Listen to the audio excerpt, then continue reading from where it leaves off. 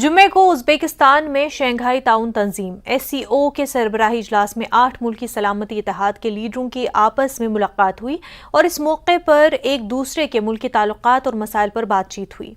اس موقع پر ہندوستان کے وزیر اعظم نریندر مودی نے بھی مختلف لیڈروں سے ملاقات کی۔ دیکھیے رپورٹ۔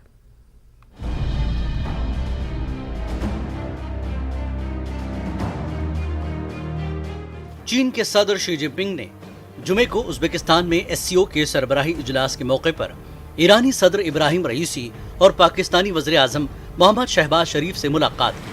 8 ملکی سلامتی اتحاد امریکی اثر و رسوخ کے جوابی وزن کے طور پر بنایا گیا تھا اور اس میں ہندوستان، پاکستان اور وسطی ایشیا میں 4 سابق سوویت ممالک شامل ہیں۔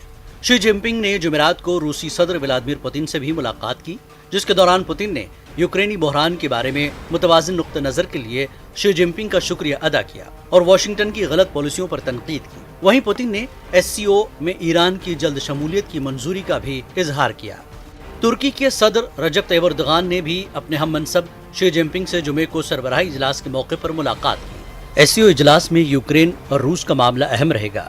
ایردوغان اور پوتن کی ملاقات میں اس پر اہم بات چیت ہو سکتی ہے، کیونکہ اس میٹنگ کو یوکرین کے بارے میں ان کے بیانات اور جولائی میں ترکی اور اقوام متحدہ کی ثالثی میں ہونے والے اناج اور زرعی مصنوعات کی برآمدات کے لیے جو یوکرین کی بحر اسود کی بندرگاہوں پر پھنسے ہوئے تھے کی ثالثی پر گہری نظر رکھی جائے گی۔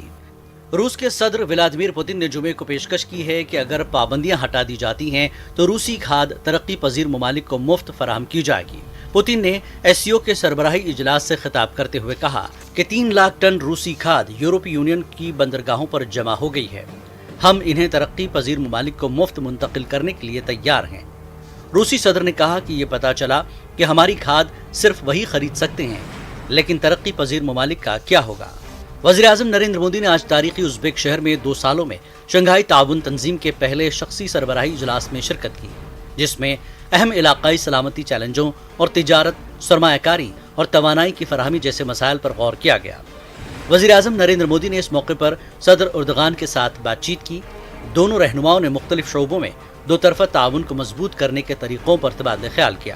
واضح ہے کہ شنگھائی کوآپریشن آرگنائزیشن کو روس اور چین نے امریکی اثر و رسوخ کا مقابلہ کرنے کے لیے تشکیل دیا تھا۔ اس گروپ میں ہندوستان، قزاقستان، کرغزستان، پاکستان، تاجکستان اور ازبیکستان شامل ہیں۔ ایران ایک مبصر ہے اور اس نے مکمل رکنیت کے لیے درخواست دی ہے۔